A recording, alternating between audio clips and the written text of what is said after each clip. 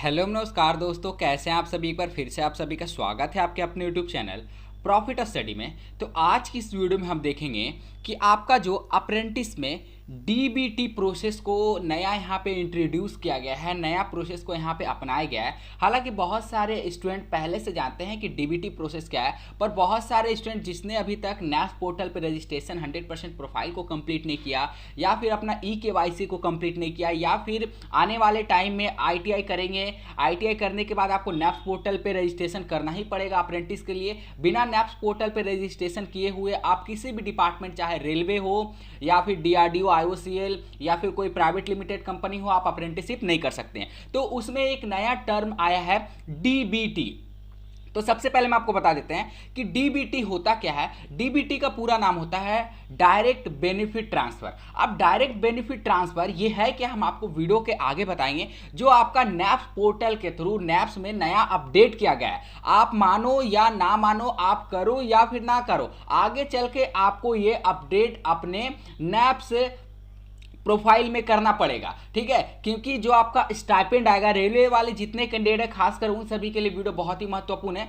तो जो आपका नया अपडेट आया है जिसमें आपका स्टाइपेंड को दो पार्ट में डिवाइड करके आपको दिया जाएगा। क्या प्रोसेस है, नई प्रोसेस है, आज की इस वीडियो में पूरा स्टेप बाय स्टेप देखने वाले हैं। और हम आपको वीडियो के आगे ये भी बताएंगे कि आप कैसे जाके अपना ई-केवाईसी को 100% कंप्लीट करिएगा और कैसे अपना प्रोफाइल में अपना अकाउंट ऐड करिएगा। इसके साथ साथ अपना डीबीटी का जो पूरा प्रोसेस है उसे कंप्लीट करिएगा। तो सभी आईटीआई छात्रों के लिए बहुत जरूरी वीडियो है। वीडियो को शेयर कर दीजिएगा, वीडियो को लाइक कर दीजिएगा। चलिए वीडियो की शुरुआत करते हैं। उससे पहले जो लोग भी चैनल पे फर्स्ट टाइम है सब्सक्राइब नहीं किया, सब्सक्राइब करके बेल बटन ऑन कर दीजिएगा ताकि अप्रेंटिसशिप का ए टू जेड आपको यहाँ पे नोटिफिकेशन प्रोवाइड किया जाता है। तो सीधे चलते हैं इसके ऑफिशियल अपडेट पे और वहां पे देखते हैं कि आपको स्टेप बाय स्टेप कैसे करके यहाँ पे सारा कुछ कंप्लीट करना है।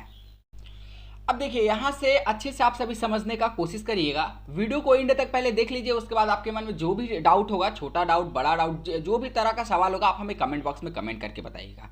देखिए, आज से कुछ महीने पहले क्या होता था कि आप जहां से भी अप्रेंटिसशिप करते हैं, चाहे railway, DRDO, IOCL, private limited company, आप जहां से भी अप्रेंटिसशिप करते थे उसमें आपको जो भी स्टाइपेंड आपको मिलता था, चाहे हम रेलवे का ही एग्जाम्पल के तौर पर ले लेते हैं कि रेलवे में आपको मान लीजिए कि 7,700 रुपये स्टाइपेंड आपको दिया जाता है, अभी भी दिया जा रहा है। तो ये जो क्या होता था पहले कि पहले आपका डीबीटी प्रोसेस नहीं था, ठीक है, डायरेक्ट बेनिफिट ट्रांसफर प्रोसेस पहले अपनाया नहीं गया था। तो पहले आपका क्या होता था कि ये जो पूरा अमाउंट है आपका 100% आपके अकाउंट में ट्रांसफर हो जाता था आपका स्टाइपेंड के रूप में। जब आपका स्टाइपेंड आपके अकाउंट में क्रेडिट होता था, या फिर बोल लीजिए कि सैलरी आपके अकाउंट में क्रेडिट होता था, तो 7,700 रुपये या फिर जो भी स्टाइपेंड रहता है रेलवे का, वो आपके अकाउंट में सीधा क्रेडिट हो जाता है, सीधे आपके खाते में जमा हो जाता है। पर ये क्या हुआ कि जब से आपका डीबीटी प्रोसेस सरकार लाया है, डायरेक्ट बेनिफिट ट्रांसफर, इसके देखिए मेरिट भी है, इसका आना अच्छा भी है, इसका आना बुरा भी है। कैसे, हम आपको वीडियो के आगे बताएंगे। डीबीटी का मतलब क्या हो गया कि डायरेक्ट बेनिफिट ट्रांसफर, और इसके आने से क्या हो रहा है कि देखिए आपको यहां पे बताया गया है, सारा कुछ स्टेप बाय स्टेप समझते हैं। उसके बाद आपको बताया गया कि under the national apprenticeship promotion scheme, ठीक है, ये आपका एक स्कीम के तहत आपको डीबीटी लाया गया है, जिसमें आपको क्या होगा, तो यहां पे देखिए गवर्नमेंट ऑफ इंडिया, और यहां पे आपको लिखा हुआ है will transfer 25% of stipend up to 1,500 per month. कहने का मतलब है कि डीबीटी प्रोसेस के अंतर्गत जो भी आपका स्टाइपेंड रहेगा उसका मैक्सिमम 25% या फिर 1,500 से ज्यादा नहीं, 1,500 तक आपका जो है डीबीटी प्रोसेस के तहत आपके अकाउंट में ट्रांसफर यहां पे होगा। मान लीजिए अगर आप रेलवे से अप्रेंटिसशिप करते हो, और अब समझाने के तौर पे हम आपको बता रहे हैं कि आपका स्टाइपेंड है 100 रुपए, तो 100 रुपए में से आपका 25% जो है वो आपका डीबीटी प्रोसेस के तहत आपके अकाउंट में जाएगा, और जो 75% बचा वो डायरेक्ट आपको जिस भी संस्था से, जिस भी ऑर्गेनाइजेशन से अप्रेंटिसशिप करोगे वो आपको यहाँ पे प्रोवाइड करेगा। जैसे आप रेलवे से करोगे तो ये जो 75% अमाउंट है रेलवे आपको प्रति महीना आपके स्टाइपेंड में आपके अकाउंट में जमा करेगी।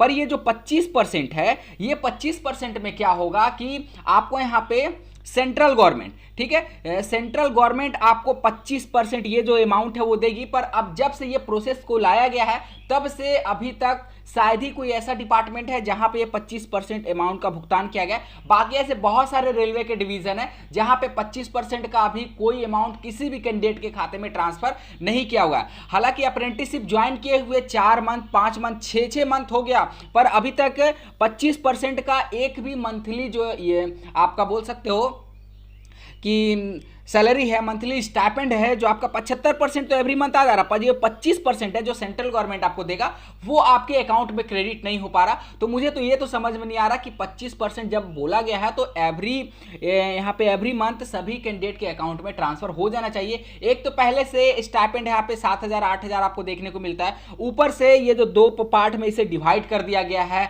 तो कम से कम इतना तो करना चाहिए कि एवरी मंथ आपका 25% प्लस 75% 100% जो आपका स्टाइपेंड है वो आपके अकाउंट में ट्रांसफर कर देना चाहिए सरकार को। पर देखिए इसके रिगार्डिंग आके क्या अपडेट आता है, जो भी अपडेट आएगा हम आपको अपडेट करेंगे। अब सबसे बड़ा बात यह है कि ई-केवाईसी आपको कैसे करना है, आपको अपना डायरेक्ट बेनिफिट ट्रांसफर कैसे लेना है, इसका लाभ कैसे लेना है, अपना अकाउंट कैसे ऐड करना है, उसके बारे में यहाँ पे अच्छे से समझ लीजिए। तो ये पूरा देख लिया गवर्नमेंट ऑफ इंडिया का है, जिसमें आपका 25% या फिर 1500 से ज़्यादा आपका नहीं कटेगा। ये आपका डीबीटी प्रोसेस के तहत आपके अकाउंट में जाएगा। यहाँ देख लीजिए direct to the apprentice bank account, और यहाँ पे अप्रेंटिसेस, पर यहाँ पे अभी वैसा कुछ भी देखा नहीं जा रहा है। अब चलिए नेक्स्ट यहाँ पे बात करते हैं कि फाइनली डीबीटी कैसे आप अपना अकाउंट में ऐड करिएगा, direct benefit transfer candidate general. यहाँ पे देखिए सबसे पहले स्टेप बाय स्टेप आपको समझाया गया, ध्यान से समझ लीजिएगा। जिसने भी अभी तक नहीं किया है कर लीजिएगा, क्योंकि ये मैंडेटरी है। आप करो या ना करो, आपको किसी भी कीमत पे ये काम करना ही है। अगर आपको रेलवे से अप्रेंटिसशिप करना है, यूसीएल से करना है, डीआरडीओ किसी भी संस्था से आपको अप्रेंटिसशिप करना है, तो आपको ये काम करना पड़ेगा। सबसे पहला स्टेप में आपको क्या करना है कि रजिस्ट्रेशन या फिर लॉगिन, जितने कैंडिडेट अभी तक रजिस्ट्रेशन नहीं किए उन सबसे पहले नैप्स पोर्टल पे जाकर रजिस्ट्रेशन कर लेना है। ये सारा शेड्यूल आपको बताया गया है कि रजिस्ट्रेशन आपको कैसे होता है।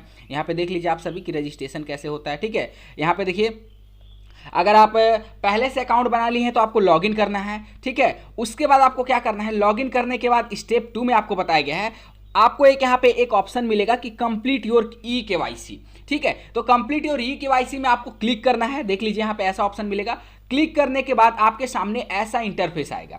ऐसा इंटरफेस आने के बाद आपको क्या करना है कि अपडेट बैंक डिटेल, ठीक है, अपडेट बैंक डिटेल पे आपको क्लिक करना है। तो जैसे ही अपडेट बैंक डिटेल पे क्लिक करेगा तो आपके सामने जो भी आपका अकाउंट नंबर है, आईएफएससी कोड है, नाम है, जो आपका ब्रांच है, लोकेशन कहाँ का है, वो सारा कुछ आ जाएगा। और उसमें आपको अच्छे से पूरा एक एक स्टेप बाय स्टेप आपको फिल कर देना है। जो भी आपका ब्रांच है, ये आप अकाउंट नंबर है, आपका नाम है, लोकेशन है, सारा कुछ अच्छे से फिल कर देना है, ठीक है। और ध्यान दीजिएगा आपको बैंक अकाउंट डिटेल को फिल करते समय कि एक बार चेक कर लीजिएगा कि आपका अकाउंट चालू है कि नहीं है, या फिर बंद तो नहीं हो गया, ठीक है। क्योंकि लंबा टाइम तक ट्रांजेक्शन नहीं करने से अकाउंट यहाँ पे बंद कर दिया जाता है।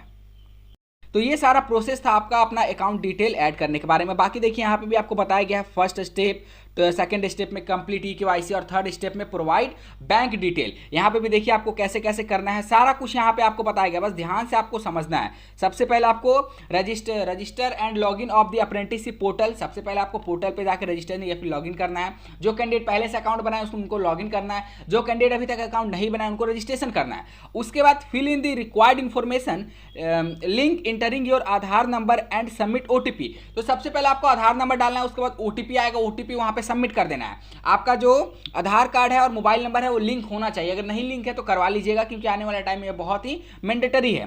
Provide bank detail like account number and IFSC code, तो एसी नंबर आपको देना है और आईएफएससी कोड देना है। और आईएफएससी कोड और अकाउंट नंबर देते समय पूरा 2-3 बार चेक कर लीजिएगा, क्रॉस वेरीफाई कर लेना बहुत ही जरूरी है। तो चलिए फाइनली ये प्रोसेस हो गया। उसके बाद आपको यहाँ पे बताया गया है कि कैंडिडेट रजिस्ट्रेशन और लॉगिन। मान लीजिए जो भी कैंडिडेट को यहाँ पे रजिस्ट्रेशन या फिर लॉगिन करने नहीं आ रहा, वो फाइनली देखिए यहाँ पे कैसे करेंगे। सबसे पहले आपको क्या करना है कि कैंडिडेट रजिस्ट्रेशन और लॉगिन, सबसे पहले नैप्स पोर्टल पे जाना है, वहाँ पे आपको इस तरह का ऑप्शन दिखेगा रजिस्ट्रेशन और लॉगिन का। तो सबसे पहले आपको क्या करना है कि आपको अगर पहले से है तो आपको लॉगिन कर लेना है, ठीक है। रजिस्टर एक्टिव, लॉगिन, ये 3 स्टेप आपको यहाँ पे दिया गया है। तो जो कैंडिडेट अभी तक नहीं मान लीजिए रजिस्ट्रेशन किया वो रजिस्ट्रेशन कर लीजिएगा। रजिस्ट्रेशन करने के लिए जो भी आपका बेसिक डिटेल रहता है, ठीक है, जब आप डाल दीजिएगा तो आपको इस तरह का आपको इंटरफेस आपके सामने दिखाई देगा, जिसमें आपका मोबाइल नंबर डालना बहुत ही मैंडेटरी है। बिना मोबाइल नंबर का आपको यहाँ पे रजिस्ट्रेशन नहीं होगा। उसके बाद जब आप रजिस्ट्रेशन कर लीजिएगा तो आपको यहाँ पे रजिस्ट्रेशन नंबर एक मिलेगा, जिसको आप नैप्स नंबर भी बोल सकते हैं, और यहाँ पे लिखेगा कि अकाउंट आपको एक्टिवेट करना है, ठीक है। उसके बाद आपको यहाँ पे देखिए लॉगिन करना होगा, जो भी आपका यूजर आईडी और पासवर्ड डाल के आपको लॉगिन करना होगा, या फिर ईमेल आईडी डाल के आपको लॉगिन करना होगा। बस यही छोटा सा स्टेप है, और जिसमें आप यहाँ पे अपना eKYC जो है आराम से यहाँ पे 100% कंप्लीट कर सकते हैं, सबमिट कर सकते हैं, क्योंकि ये देखिए मैंडेटरी है। और खासकर जब से आपका डीबीटी प्रोसेस को लाया गया तब से बहुत ही मैंडेटरी कर दिया गया है। और आप हमें कमेंट बॉक्स में कमेंट करके बताओ कि डीबीटी प्रोसेस अच्छा है या फिर बुरा है सभी कैंडिडेट के लिए, खासकर रेलवे वालों के लिए, जहाँ पे स्टाइपेंड कम है। जहाँ पे स्टाइपेंड ज़्यादा दिया जाता है उनके लिए तो कोई बड़ी बात नहीं है, पर जहाँ पे स्टाइपेंड आपको कम मिलता है वहाँ पर आपको देखना पड़ेगा कि डीबीटी प्रोसेस से आपको लाभ हो रहा या फिर लाभ नहीं हो रहा। आप हमें कमेंट बॉक्स में कमेंट करके बताइए। बाकी से रिलेटेड जो भी आपका सवाल होगा कमेंट में कमेंट करके बता सकते हैं। चैनल पे फर्स्ट टाइम है सब्सक्राइब नहीं किया, सब्सक्राइब करके बेल बटन ऑन कर दीजिए। डिस्क्रिप्शन में आपको व्हाट्सएप ग्रुप का लिंक मिलेगा, जरूर से ज्वाइन कर लीजिए। छोटे मोटे अपडेट वीडियो पर आपको कंटिन्यू वहां पे देखने को मिलते रहते हैं। तो आज के लिए इतना ही, तब तक के लिए जय हिंद, जय भारत।